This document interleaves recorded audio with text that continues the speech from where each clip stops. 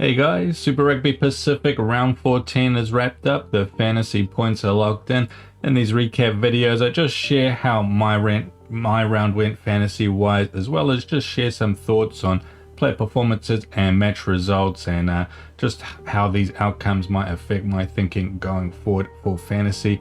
Without further ado, let's jump right into it. And for my round, I got 533 points, which is not that great, but I've definitely had worse rounds this year, unfortunately. And yeah, it really just came down to a lot of these matchups playing out in ways I didn't quite anticipate. I was invested very heavily in the Chiefs this week.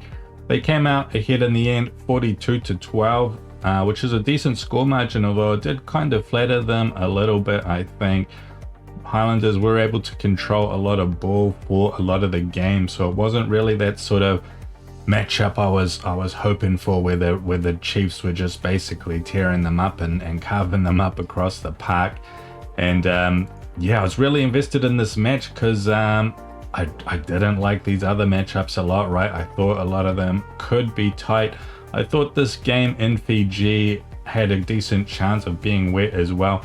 That turned out not to be the case, and I mean, when I realized this on the day, it was kind of too late to change things up because all my outside back picks had played the night before. So yeah, did miss out on a little bit of an opportunity here, but I mean, I still didn't expect this sort of result, right? 50-35 in Suva. I honestly still expected the Enduro to win this game, even if it was dry, but no, the Waratahs really cut them open quite early, and from a fantasy perspective, that's really what you want to see, right? Because when a team gets ahead early, the other team starts to chase, the game just opens up even more. You get more tries being scored, more fantasy points coming in, and yeah, I really only had Frank Lamani from this game, and because he was starting on the wing, and yeah, he got nothing. So yeah, really missed the boat on this matchup.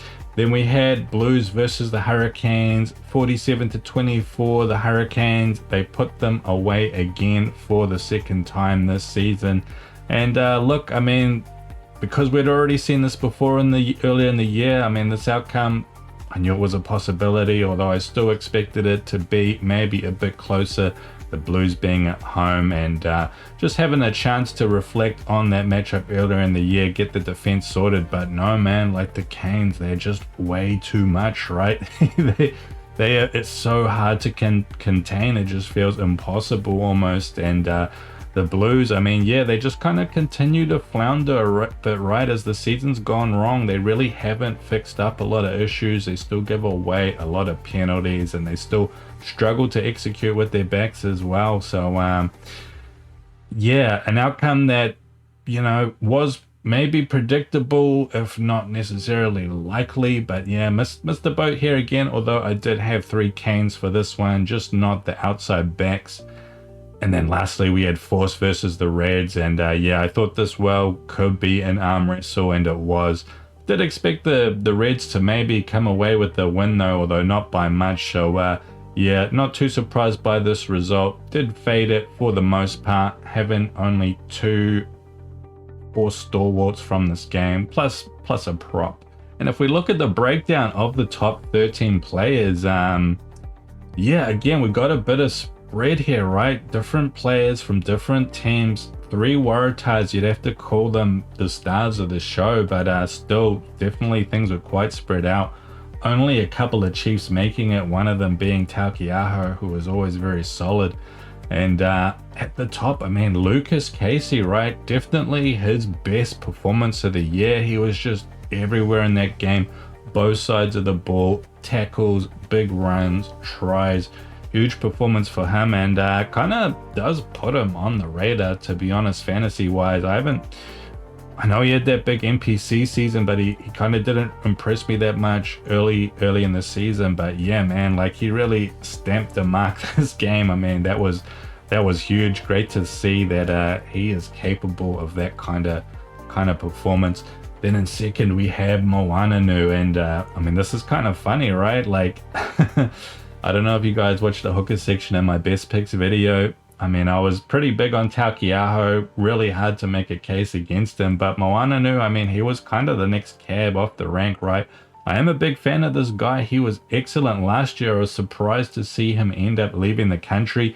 Hasn't had a lot of minutes this year, hasn't had a lot of starts either, but yeah, like this game, I mean, look, I guess it makes a lot of sense in hindsight. We've seen the Endure concede a lot of points to Moles already, but yeah, Moananu, like, he's just good anyway, right? He's good at the back of the maul, good line out thrower, but yeah, like no line out errors in this performance at all. And look, a try assist, right? Like, he's good around the park. He can get turnovers as well. He's got that classic stocky hooker frame that's really hard to move off the ball when they get over it. And then Radu Maitavuki Neepkins, Finiyang and Offo. I felt like picking up these Hurricanes wings was kind of risky, and I mean, it didn't really feel like they had heaps going that game either, just watching it. But yeah, I mean, Finiyang and Offo, he got a try and still managed to rack up a really good score. So yeah, kind of goes to show, for the most part, you can't go wrong with this guy. We have seen him miss out in a couple of games like that Moana game, but yeah, really can't bet against him this year.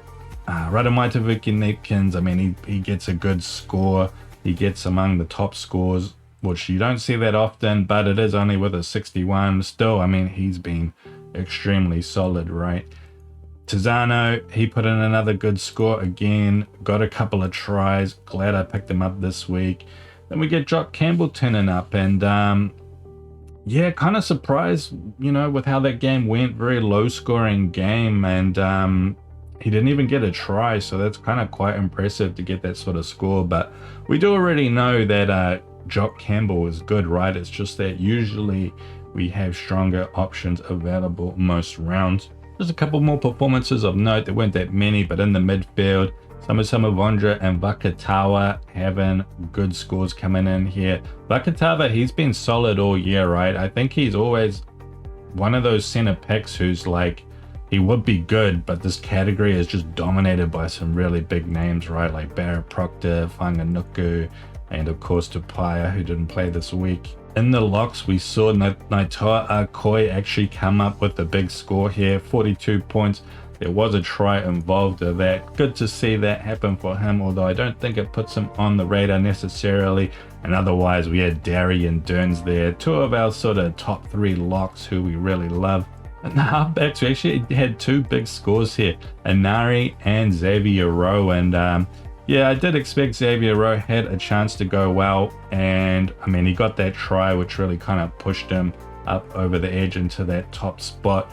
And then Inari, I was kind of impressed by his performance in this game, to be honest. I don't really usually get impressed by Inari that much, but this game, they had a lot of moves set up for him, right? A lot of moves close to the ruck. I guess they had identified something about the Blues defense, how they like to drift away from that ruck and spread out or something like that.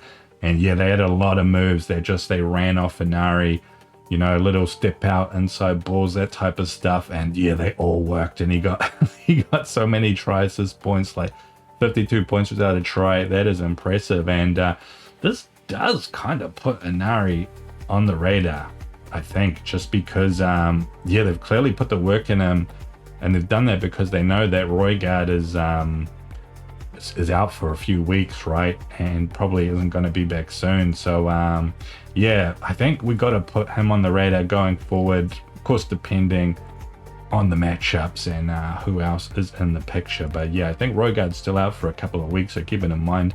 Now moving on to our league round 14 results only. In top of the table, we've got some new names up here. Harrods RC, 663 points. Looks like that's without a booster, and yeah, he had Finiyanga in there and made him captain. And I mean, some other good picks as well, right? The Samu Vondra pick, like to see that really paid off.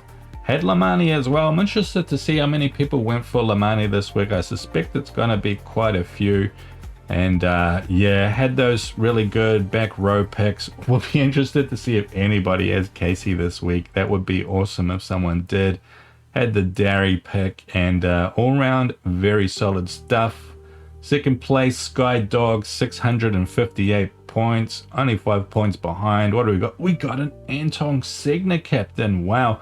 It's not that often you see the back row captain busted out, especially when Charlie Cowell isn't playing. But yeah, I mean, it paid off here, right? Because this was definitely a tricky week, I think. And yeah, you can't be too mad coming away with a guy with 54 points, having your captaincy and getting doubled up. Also had Finiang Anofo here. Also had Inari. Had Jorgo. Honestly, I would have picked Jorgo this week, but I got scared away by that prospect of rain. And yeah, standard stuff elsewhere. Third place, Maltesers, 654. A lot of people clustered in this 600 zone, right? Not a lot of space at the top. Again, another Finiang Anofo captain. Oh, we got a peach pick. I love it. Worked out decently, to be honest, considering it was tough for outside backs this week. And yeah, actually worked out all right on that one. Also had a Wershon pick that turned out really well. Really like Wershon, to be honest. His numbers are good.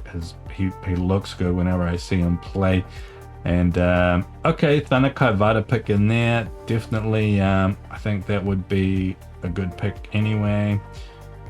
A lot of people going for Williams. Man, Williams, he hasn't had a good score for 3 weeks in a row now, which is a bit of a shame. But oh, we do have a triple captain here. We have a triple captain Jorgo. Interesting. And I mean, the way that game played out, like you feel like you kind of got shortchanged a bit from that one. But yeah, he's had a run of you know, not really getting points for a while now, old Jorgo, unfortunately.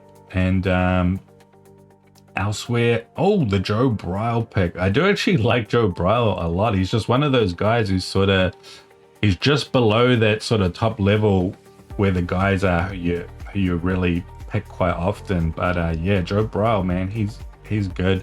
And yeah, what a great set of back row picks. Road Rule Recruits, 5th place, 649. Oh, we got co-captains here, DMAC, Finiang Anofo. And yeah, I mean, this almost worked out, right? I mean, who would have thought that the Chiefs weren't going to destroy the Highlanders in Hamilton and that DMAC would tragically get injured and go off, right? So yeah, definitely not bad picks there. I did feel like the Canes backs were a bit risky this week, but the way that match played out, it wasn't, right? Like there were opportunities for those guys. Oh, the Jock Campbell pick as well. Awesome. 58 points. Interesting. Oh, and the Satiti pick. I think Satiti, I mean, he only got 42 points that game, but I mean, he was going hard out there, right? Like, he did get outshone by Lucas Casey, his opposite, but yeah, he looks like a guy who is trying hard. He's playing for that All Blacks jersey psychologically. So yeah, he's definitely a guy I'm putting firmly into the sort of back row rotation of guys we consider when the matchup is good. And if we take a look at the overall leaderboard for the league, Aiden Collins still got a decent lead out in front, 200 points clear of everyone else. And he had the Finiang Anofo pick. I like that a lot. Went for the DMAC captain. Bit of a safer pick, but he is actually quite high ranked in the grand scheme of things. So I kind of understand these captain picks. Like, he's kind of safe with high upside, but yeah, bad luck that he got injured. Caleb Clark holds on to second place. Oh, he had the peach pick as well. Love that. Went for the Vakatawa pick. I love that as well. Also had Tabataba Nawai, who got a below average score this game, which yeah, did kind of surprise me a little bit. And pretty solid picks elsewhere. Lots of Canes in the forwards, and they all did pretty well, right? Like, I mean, Numia was crazy that game. And I mean, Tossi, 44 points, right? Like, Derns, Lakai. But yeah, not a lot of movement here. We got Smeagol moving up to 3rd place. Had the Finiang Anofo captain. Oh, I had the double Nahola. I kind of expected to see more of that, right? Like more Finiang Anofo Nahola double picks. Nahola has definitely been impressive since his return. let's just take a look at the overall leaderboard. Aiden Collins is actually in second place, which I didn't realize. And okay, Lasty 24, number one, 8,864 points. So he's about 100 points clear. What's he doing? Oh, he went for Takeaho, captain. Okay. So yeah, these guys at the top of the leaderboard, they're not going crazy with their captain picks, right? Like they don't want to blow it on you know, like Tangitao or something on an outside back where they just end up getting like 30 or something. So okay, interesting. Thanakai Vada as well. Okay, let's have a look in third place. Oh, okay, so there's actually a lot of competition for Aiden Collins here. These guys on third and fourth are not very far behind at all. Oh, Finiang and Offer captain. Okay, we did have the double there. And pretty standard picks. Few Satiti picks turning up. The Dairy pick worked out really well this week. Yeah, standard stuff. Okay. And so yeah, no one at the top of the leaderboards is really sort of doing anything unusual, which I mean kind of makes sense, right? At this stage of the season, everyone's kind of got, oh, an AJ Lamb pick. Okay, interesting. Worked out as well, right? Like 41 points. I mean, yeah, there were better scoring midfielders this week, but I mean that's still kind of decent. Okay, interesting stuff on the real leaderboard. I think I'll start paying more attention to this as we run into the last few rounds, because yeah, there's some interesting races going on here, and we want to see our boy Aiden Collins. He's in our league. We want to see him make it all the way to the number one spot. But man, there's a bit of a gap to close here. 100 points. Doubt anybody's still got boosters in the bank. But yeah, like that might be the sort of gap that you need to close with a riskier captain. Especially like this Lasty guy seems like he's kind of onto it, right? Like he's playing it safe with his captaincy, going for Taukei'aho. I mean, hookers are always very consistent, and Taukei'aho's like the ideal one because he's consistent but has very good upside, right? Because he can get a couple of more tries, and that can take him from that 40 to 50 range up to like, you know, 60, 70 plus. So yeah, he's a very, very safe and consistent option, and that's exactly what I think you want to do when you're protecting a lead at the top of the leaderboard. So yeah, let's keep an eye on this and see how it plays out. Anyway, guys, that'll do it from me for the recap. Just a quick note as well, I do have some more charts. I don't know if you guys are interested in the charts at all. Doesn't seem like people were interested that much in the first round I released in that last video, which is all good, but I'm gonna release one more video. It's just gonna have a breakdown of how each position, where they draw their fantasy points from and in what proportions, right? Which I thought was kind of interesting because it kind of tells you what you want to look for in players in each position when you're making your fantasy picks. And I've also broken it down so that it compares like the top 10% of average scoring players in a position to the rest of the field, so you can see how the points breakdown differs between the two. So stay tuned for that. I'll probably be uploading that maybe tomorrow. But otherwise, enjoy the rest of your week. I'll catch you later for the best picks video, and until then, have a good one.